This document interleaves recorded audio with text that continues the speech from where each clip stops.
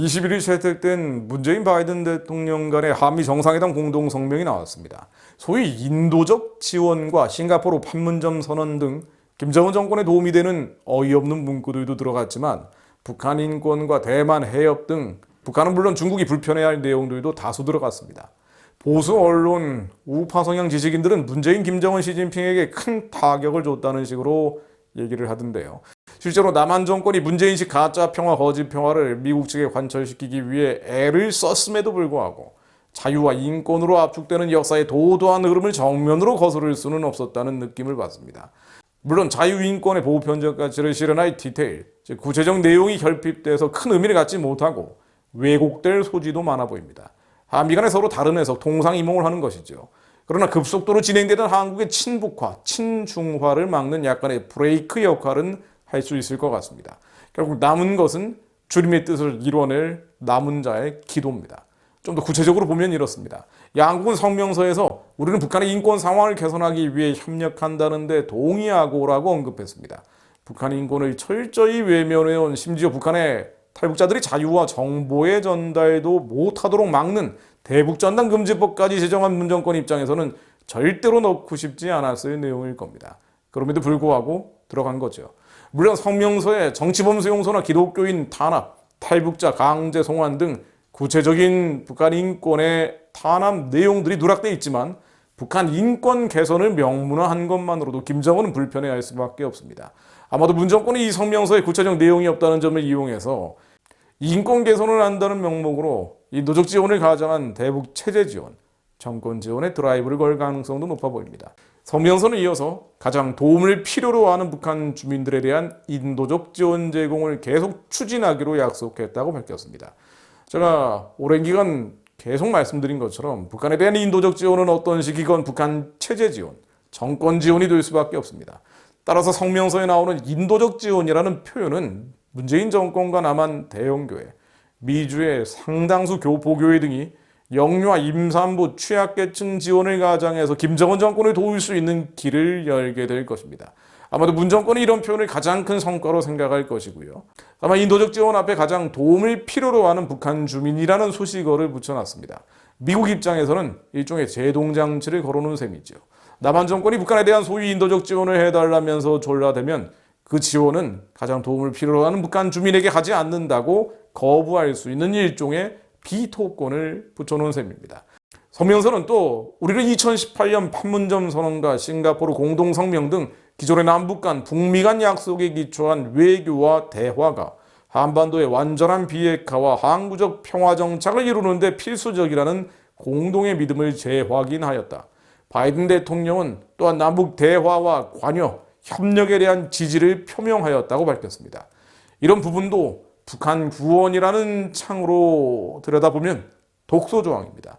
판문점 싱가포르 선언은 종전선언, 평화협정 등을 합의한 것입니다. 다만 이번 미북 성명서에 함께 언급된 기존의 남북 간, 북미 간 약속 중에는 북한의 불의한 1991년도 남북 간 비핵화 선언 등도 있습니다.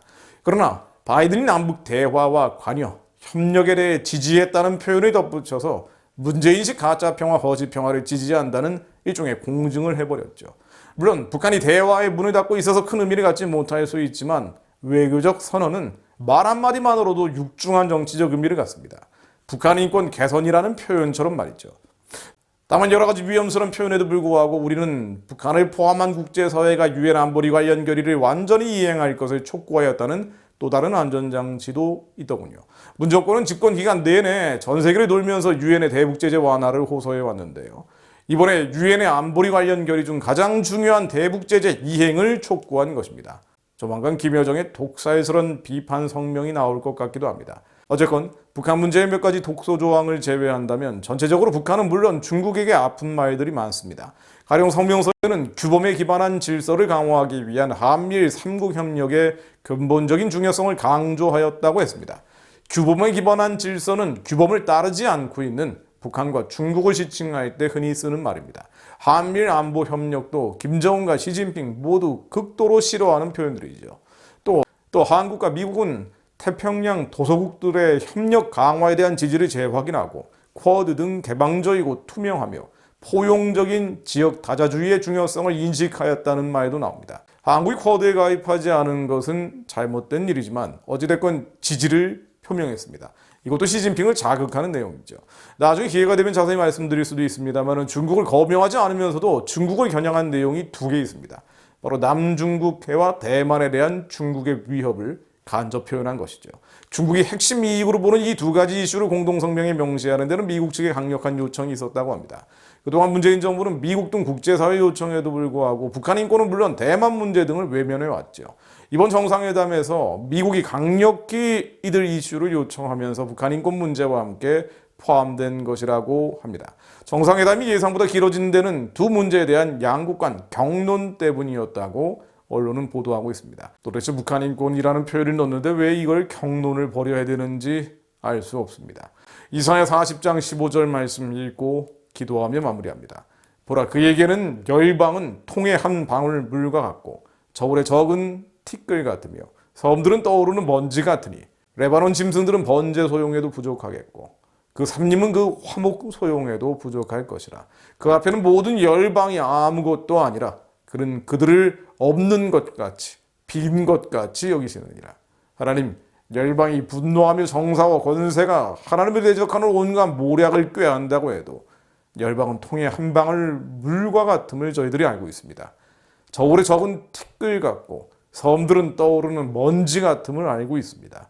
주님 앞에는 김정은도 시진핑도 문재인도 바이든도 아무것도 아님을 알고 있습니다. 역사를 주관하시는 분이 바로 하나님이심을 저희들이 알고 있기 때문입니다. 내게 구하라, 내가 열방을 유업으로 주리니 내 소유가 땅 끝까지 이르리로다는 주님의 말씀을 믿사오니 북한과 만주와 연해주 대륙과 초원에 주님의 몸된 교회가 곳곳에 세워지게 하옵소서. 철저으로 한반도 유물론 사회주의의 진이 지그릇처럼 깨어지게 하시고 복음으로 통일된 한반도를 보며 군왕들이 지혜를 얻고 세상의 관원들이 교훈을 받는 날이 속히 오게 하옵소서. 여호와를 경외함으로 섬기고 떨며 즐거워하는 만국의 백성들이 이 마지막 때 이 말세에 열방 곳곳에서 들불처럼 일어나게 하옵소서. 하나님의 말씀으로 한반도 위에 속히 임하여 주옵소서. 예수 그리스도 이름으로 기도드립니다. 아멘.